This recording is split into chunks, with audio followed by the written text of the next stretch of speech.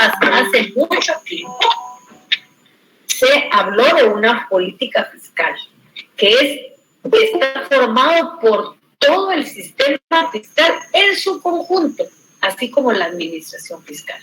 O sea, precisamente como producto de los acuerdos de paz se pensó en crear una entidad autónoma con personalidad jurídica, con su propio presupuesto, que se dedicara simple y sencillamente al cobro de los impuestos. O sea, eso lo tenemos que tener bien, pero bien clarísimo. O sea, sí hemos oído nosotros hablar de política fiscal. Lamentablemente, lamentablemente la definición de la política fiscal como que nos ha costado un poco y el establecer sus características como que mucho más. Pero esto es lo que abarca en la actualidad el estudio de las finanzas públicas. Estas 4 divisiones bien definidas, que se recuerdan que la primera hablamos de ingresos públicos, que algunos autores lo conocen como recurso público, que incluye la recaudación proveniente de impuestos y otro tipo de ingresos, tales como las donaciones. También tenemos el gasto público, que incluye gastos ordinarios y gastos sociales. Deuda pública, que incluye todas las clases de deudas y el crédito público. Y la política fiscal. La política fiscal que lógicamente está formado por todo ese sistema fiscal en su conjunto, así como la administración fiscal. ¿Tienen alguna duda, alguna pregunta sobre esto? Aquí estoy a su disposición.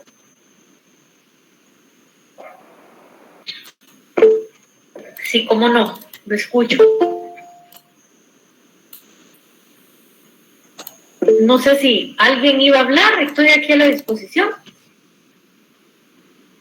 ¿Me escuchan? Sí, se le escucha. Se le escucha. En la sociedad se le escucha. Muchas gracias. Entonces, exterior de las 4 divisiones que hoy por hoy forman el estudio de las finanzas públicas, yo sé que muchos están haciendo una pregunta. Y esa pregunta es, ¿y qué relación tiene este tema de las finanzas públicas con el derecho? ¿Por qué es que este primer tema del curso de Derecho Financiero se llama Aspectos Generales de las Finanzas Públicas? ¿Por qué? Porque lógicamente las finanzas públicas, los ingresos y los egresos del Estado tienen íntima relación por los problemas jurídicos que enfrentan los estados y cómo tienen su solución muy relacionada con la actividad política. Recuerden que ustedes que nosotros somos un país que nos mantenemos en campaña política. Aquí no termina la campaña política. Y eso le ha hecho mucho más mal al país. Y lógicamente hemos sido carentes de poder poner en blanco y negro una definición concreta de la política fiscal, que nos llevaría a desarrollarnos de una manera más adecuada y más importante. Si ustedes se recuerdan, yo les dije, hoy se llama finanzas públicas, pero esto se llamó Hacienda Pública. Y les puse el ejemplo. El ministerio no se llamó siempre Ministerio de Finanzas Públicas. En su principio se llamó Ministerio de Hacienda y Crédito Público. Entonces tenemos que ver qué debemos de entender nosotros por Hacienda Pública. Y si nosotros hablamos de Hacienda en general, ¿de qué estamos hablando? ¿Qué debemos de entender nosotros?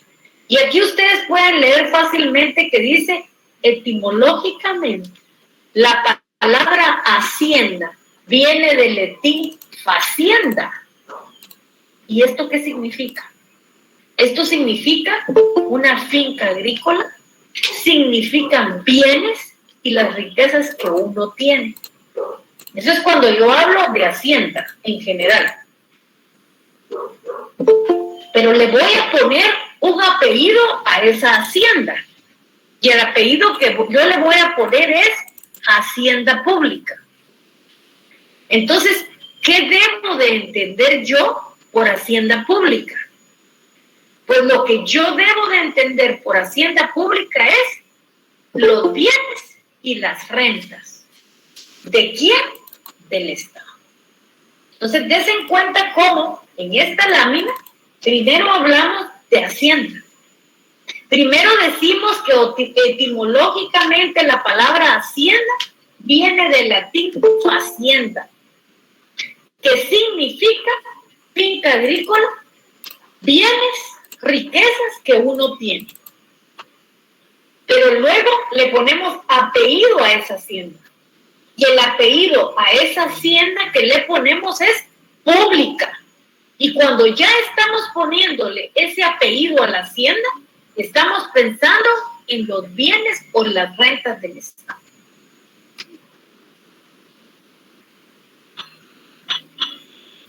¿Qué dice Ernesto Flores Zavala? Primero quiero contarles quién es Ernesto Flores Zavala.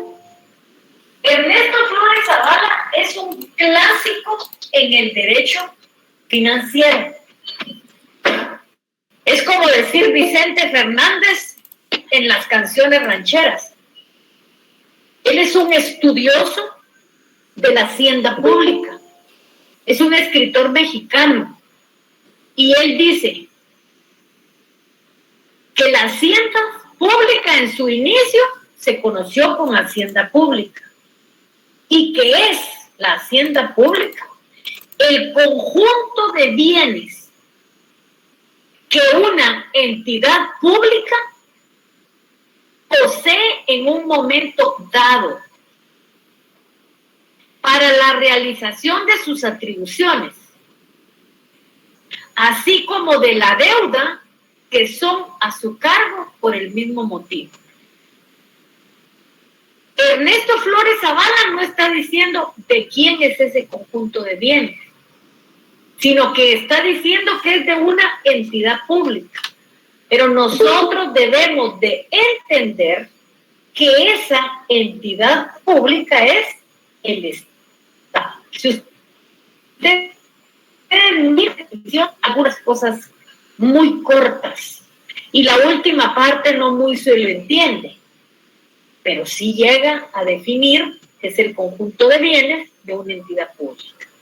Y nosotros ya le tenemos que dar el agregado que esa entidad pública es el Estado, que posee en un momento dado la realización de sus atribuciones, así como de la deuda a un cargo por el mismo motivo. Luego tenemos a Guillermo Cabanelas. Ustedes se recuerdan que Guillermo Cabanelas es famosísimo porque tiene un diccionario. Y en ese diccionario tiene todos los términos de derecho que nosotros debemos de entender. O sea, eso quiere decir que cuando yo voy a hacer mi trabajo de tesis o voy a hacer un trabajo de derecho, yo tengo que tener ese diccionario a la par. Porque si no voy entendiendo las cosas que se van definiendo, pues de ahí voy a ir sacando los conceptos. Entonces, Guillermo Cabanelas ya es más específico y ya dice que finanza es el conjunto de bienes del Estado. Eso es lo que dice lógicamente.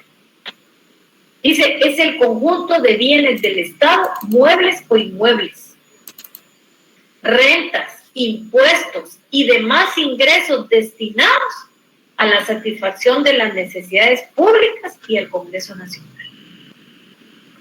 Entonces, si ustedes se dan cuenta, esta definición ya no es tan incierta como la anterior.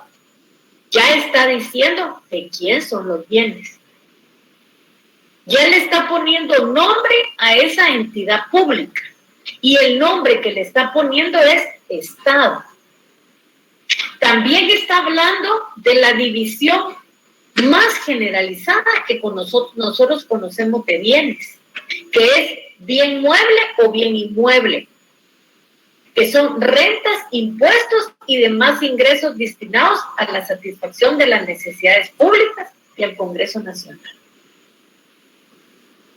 Según el diccionario de la Real Academia Española, finanzas públicas es el conjunto de haberes, de bienes, de rentas, de impuestos, de cualquier otra cosa que signifique ingresos para el Estado. Y luego dice, correspondientes al Estado para satisfacer las necesidades de la nación. Y aquí ya aparece un nombre que ustedes no habían entendido, y es satisfacer las necesidades. Si ustedes se dan cuenta, hay dos cosas que son importantes. ¿Por qué es que yo pago impuestos? Pues yo pago impuestos porque el artículo 135 de la Constitución dice que yo tengo que contribuir al gasto público. ¿Y cómo contribuyo yo al gasto público? Pagando impuestos. A eso precisamente se está refiriendo este artículo y la mayoría de gacetas de la Corte Constitucional, a los impuestos. Pero lógicamente también el Estado tiene obligaciones. ¿Y cuál es la obligación del Estado? Satisfacer las necesidades de la nación. Y esas necesidades son las necesidades de todos los contribuyentes que conformamos esta nación. Por eso decía claramente John F. Kennedy, hay dos cosas de las cuales nosotros nunca nos vamos a poder olvidar. Ni de pagar impuestos, ni de morirnos. Eso lo tenemos clarísimo. Aquí nadie se va a escapar de pagar impuestos. Y menos cuando nosotros miramos a una superintendencia de administración tributaria sumamente fortalecida. No nos metemos nosotros a ese tipo de cuestiones. Hasta aquí, ¿alguna duda, alguna pregunta?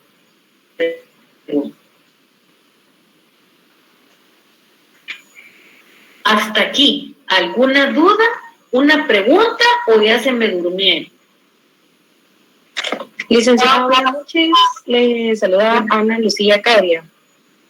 ¿Cómo está? Gusto saludarla. Igualmente, licenciada, mucho gusto. Fíjese que en el transcurso de la presentación me surgió una duda. Según entiendo, el Estado maneja fideicomisos. Entonces, la verdad es que nunca he comprendido bien en qué consiste ese término y como tal el contrato, porque así se le denomina. Y digamos, el fideicomiso no tiene nada, pero nada que se dé de personas. Uno que dé el dinero y el otro que la administre. Entonces, lógicamente, cuando nosotros estamos hablando de fideicomisos, estamos hablando de préstamos que son manejados por los bancos del sistema. Entonces, en ese sentido, los fideicomisos van a ser préstamos que el Estado va a tener que pagar con los bancos, ya sea del sistema o extranjeros.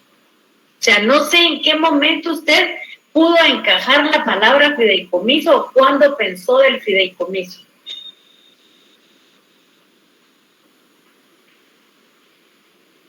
O sea, no, digamos, si usted mira el fideicomiso, lógicamente, como usted lo dijo, es un contrato por el cual una persona destina ciertos bienes a un fin determinado, encomendando la realización a una institución financiera.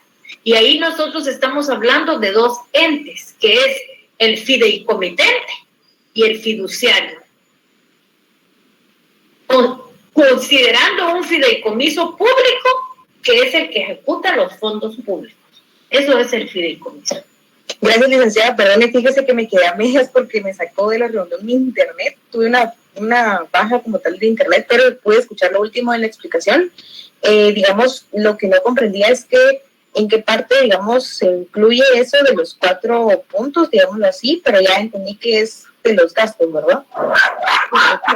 O sea, esos 4 puntos, le voy a regresar o sea, lo que dijimos es que las finanzas públicas tienen 4 divisiones. Si usted la mira ahí mira la primera, mira ingresos públicos, que están conocidos como recursos públicos, que incluye la recaudación de impuestos y otro tipo de ingresos. Luego está el gasto público. Los gastos públicos que pueden ser ordinarios, extraordinarios y sociales. Luego estamos hablando de deuda pública, que cuando usted contrata un crédito público, lo que le genera es una deuda. Y luego hablamos de la política fiscal. Pero yo lo que le estaba diciendo es que realmente el fideicomiso es un contrato de préstamo. El fideicomiso se necesita de 2 personas, de un fideicomitente y de un fiduciario. ¿Quién es el fideicomitente? El que destina ciertos bienes a un fin determinado. Y el fiduciario es el que da el dinero porque es la institución financiera. Entonces sí, se tienen bastantes fideicomisos. Es más, el Ministerio de Finanzas Públicas tiene una dirección que es la que mira los fideicomisos.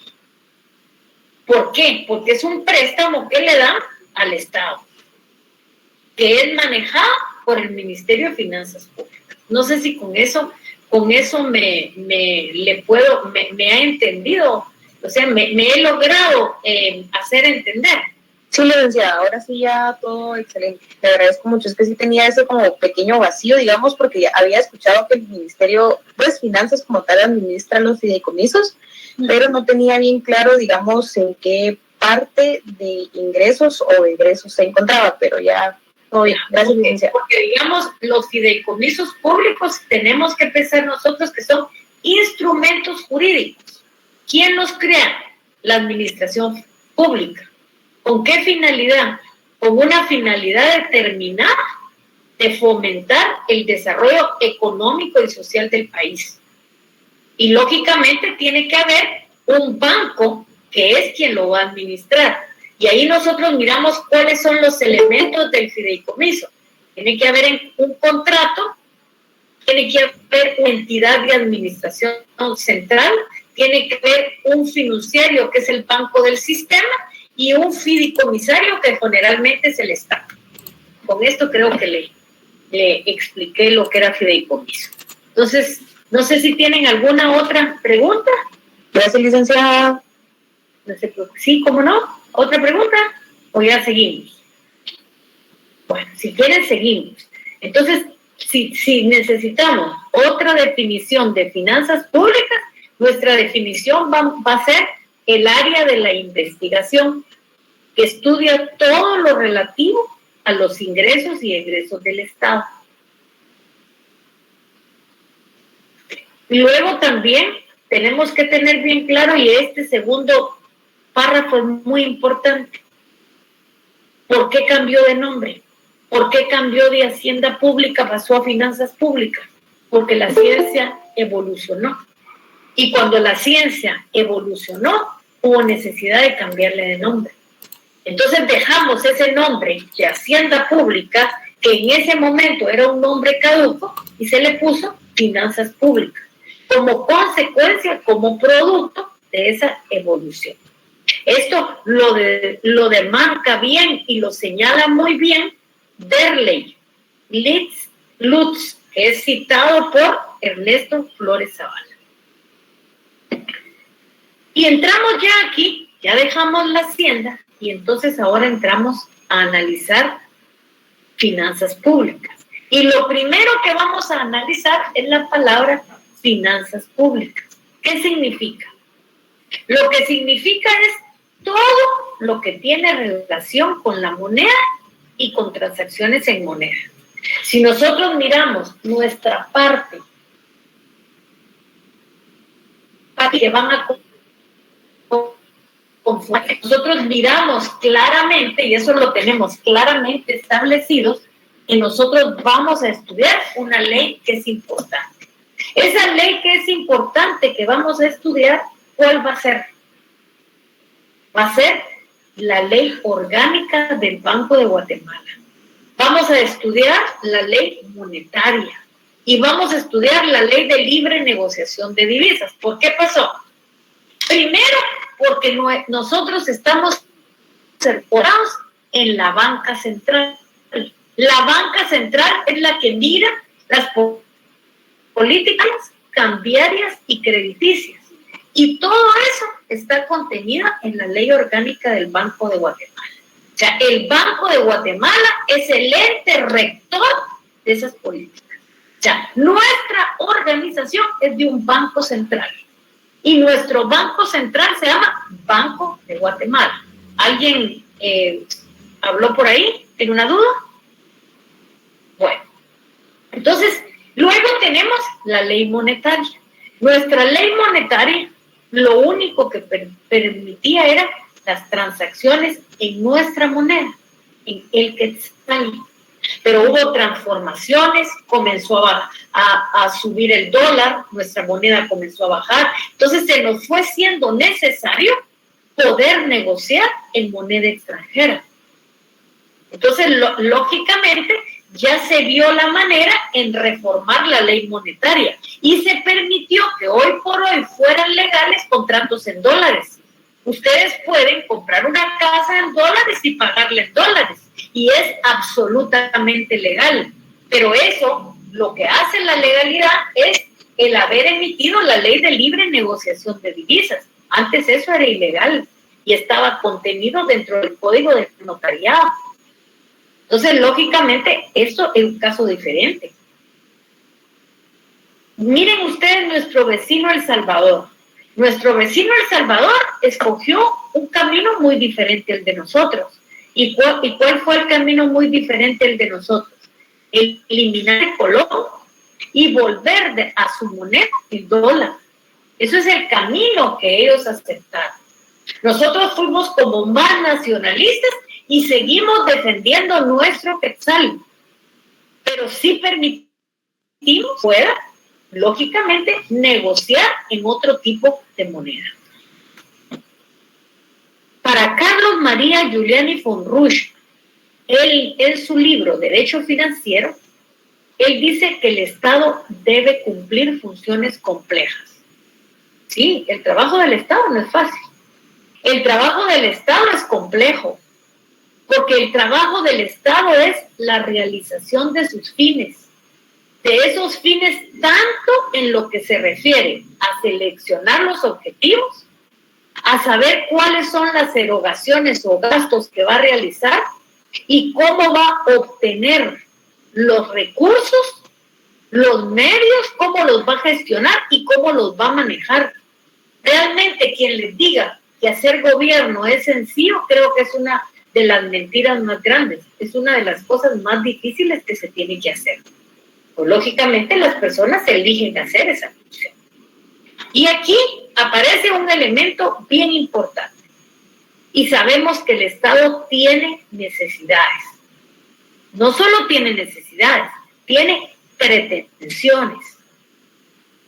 Y aquí hay una necesidad absoluta respeto del orden constitucional y la defensa de la soberanía. Y lo que a ese cumplimiento de esa necesidad, él tiene gastos. O sea, ¿quién nos ayuda a que se respete el orden constitucional y defienda la soberanía? El ejército. Y nos cuesta mantener al ejército. Pero es una necesidad.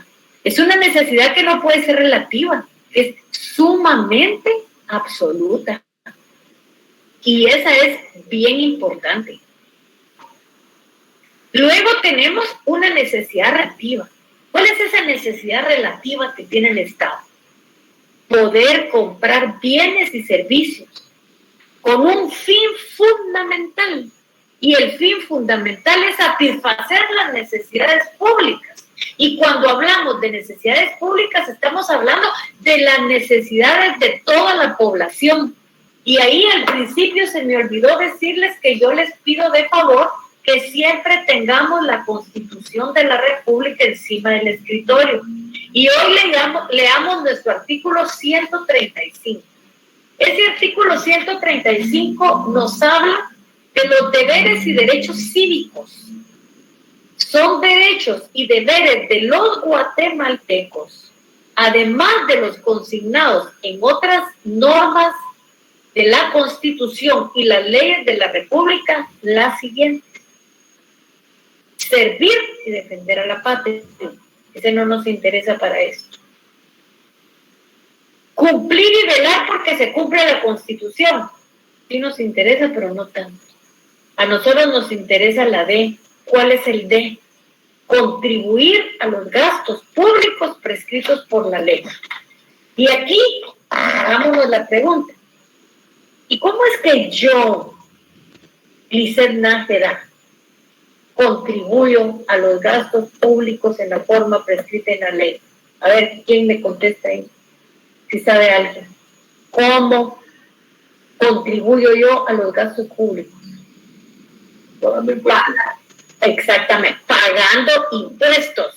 Y para eso tenemos que ver la Gaceta 70 de 12 expedientes acumulados, que es el 1766-2001 y 181-2002, donde dice que abordando el tema de los impuestos, se considera que estos generalmente representan una cuota parte del costo de la producción de los servicios públicos indivisibles que el poder público obtiene legalmente del contribuyente por razones de necesidad social, lo que da como consecuencia que su pago constituya un deber para el contribuyente y a su vez sea un derecho para el Estado el percibirlos, siendo ello que intrínsecamente se regula el 135 literal B de la Constitución.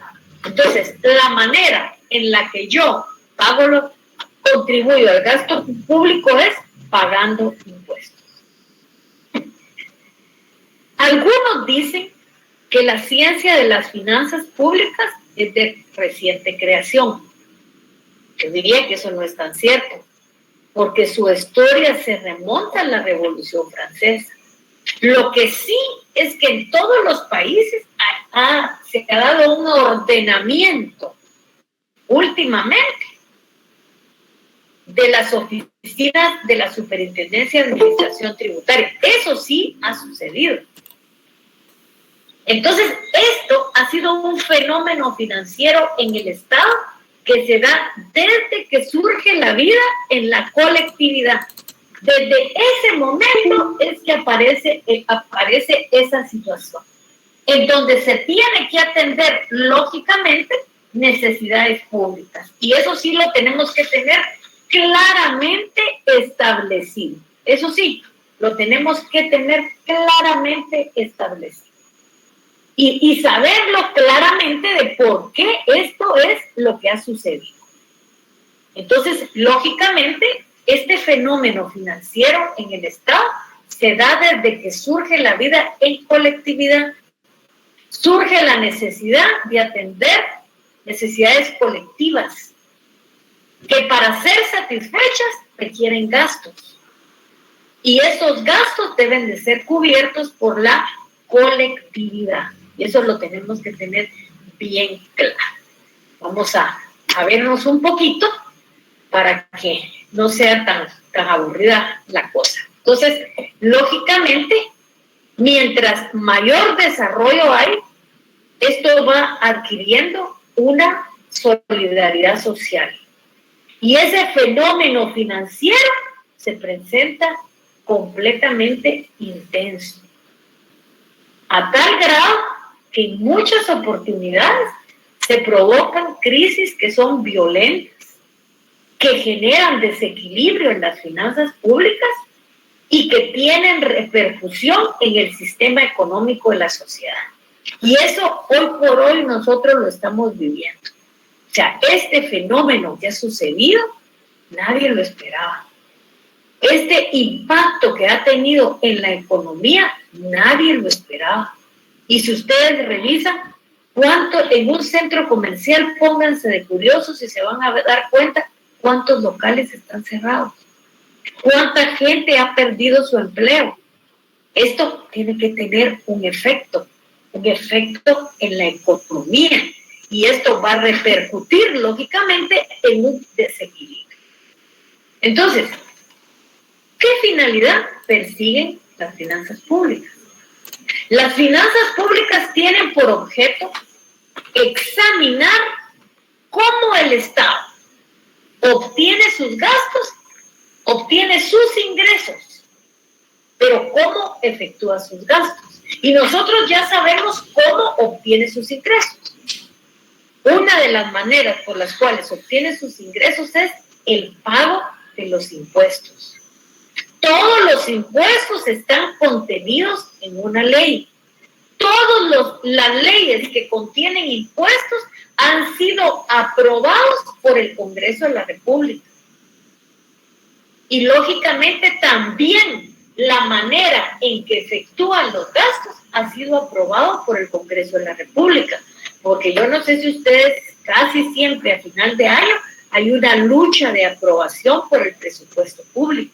Y el presupuesto público lo que tiene es dos grandes partidas. ¿Cuáles son esas dos grandes partidas? Los ingresos y los gastos. Entonces aquí es importante que nosotros agreguemos dentro de la definición de finanzas públicas que es importante tomar en cuenta 3 etapas de la actividad financiera del Estado. ¿Cuáles son esas 3 etapas? La primera, la obtención de los recursos. Y aquí yo les explico por qué es que la primera ley que nosotros vamos a ver se llama Ley de la Superintendencia de Administración Tributaria. ¿Por qué? Porque la Ley de la Superintendencia de Administración Tributaria es la que contiene esa autorización expresa para que la SAT cobre impuestos. Y recuerden ustedes que la SAT solo cobra impuestos. De ahí le pasa ese dinero al Estado por el Ministerio de Finanzas Públicas. Y ahí es donde participa también lo que es el Banco de Guatemala. Esa es la primera actividad. Luego la segunda actividad es cómo va a administrar esos recursos. ¿En qué los va a usar? Por ejemplo, por hoy es importantísima las mascarillas, los hospitales, las vacunas. Eso es importantísima. ¿Por qué? Para cubrir la necesidad importante de salud pública.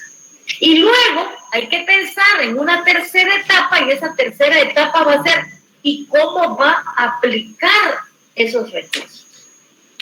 Eso es importantísimo en este tipo de situación que estamos viendo. Ahora, hay algo que nosotros hemos estado hablando y lo tenemos que tener bien claro, y es necesidad pública. ¿Qué es una necesidad pública? La necesidad pública, primeramente tenemos que tener bien claro que nace de la vida colectiva. O sea, nace de esa vida en sociedad, en donde el gobierno realiza acciones en beneficio de sus habitantes. ¿Para qué? Para satisfacer las necesidades públicas mediante la actuación del Estado. Y aquí es donde nosotros combinamos sí, el artículo 35 dice que yo debo de pagar impuestos. Sí, yo voy a contribuir al gasto público. Pero ¿qué tiene que hacer el Estado? El Estado tiene que satisfacer las necesidades de la población. ¿Para qué? Para que haya como imán, una correlación. Díganme, ¿por qué nosotros no queremos pagar impuestos? Porque vemos la manera en que la administran. O sea, vemos que hasta los más pequeños andan jalando esto, no digamos los más grandes. Y miramos también cómo nos absorbe el tema de la corrupción, que tiene 2 cabezas, el que da y el que cobra. Entonces, estamos inmersos en esta situación. Entonces, sí, yo tengo que contribuir con el gasto público. Sí, ¿por qué voy a contribuir? Porque el artículo 135 de la Constitución me lo está diciendo. Pero el Estado también tiene una obligación, y el Estado tiene la obligación de satisfacer las necesidades públicas. ¿Cuáles son esas necesidades? Educación, seguridad, salud, trabajo. Todo eso me lo tiene que dar el Estado. Porque para eso yo le estoy pagando mis impuestos. El Estado tiene muchos servicios públicos. Las escuelas, ¿para qué las tiene? Para satisfacer necesidades públicas, para satisfacer las necesidades de la población, sí. Hay gente que puede pagar un colegio, perfecto, pero hay otros que no lo pueden pagar. Y entonces el Estado tiene que cubrir ese tipo de necesidades. Aquí nosotros también tenemos que tomar en cuenta de lo que es gasto público. ¿Qué es gasto público? Son los gastos en dinero que el Estado realiza. Gastos en dinero que el Estado realiza. Y lógicamente, en virtud de una ley, para satisfacer las necesidades públicas mediante la prestación de los servicios. Y ustedes se recuerdan cuando estudiaron Derecho Penal, que dijeron que el derecho penal tiene que respetar toda esa normativa contenida en la Constitución. Aquí nosotros también debemos de respetar eso que está contenido en la Constitución y que se resume en lo que se denomina principio de legalidad, que está contenido en el artículo 239 de la Constitución, que lo debemos de tener clarísimo para el aspecto de las finanzas públicas. También no se nos puede olvidar, y ya lo oímos aquí, recurso público. ¿Qué es recurso público? Son los medios pecuniarios. Es el dinero que necesita el Estado para poder efectuar gastos. El Estado no nos cobra impuestos para tener el dinero guardado. El Estado lo que tiene que hacer es satisfacer las necesidades de la población, porque eso es lo que le dice a él la Constitución. A mí me dice, paga impuestos, contribuya al gasto público, pero al Estado le está diciendo, satisfaga las necesidades de la población, de las personas que lo tienen que hacer. Vamos a detenernos hoy, no sé si tienen alguna duda, alguna pregunta. Los que entraron tarde, aquí estoy para servirles si tienen alguna duda o pregunta.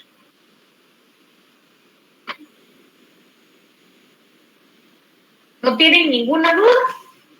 Si no es así, entonces nos quedamos aquí, si no estoy aquí para servirles.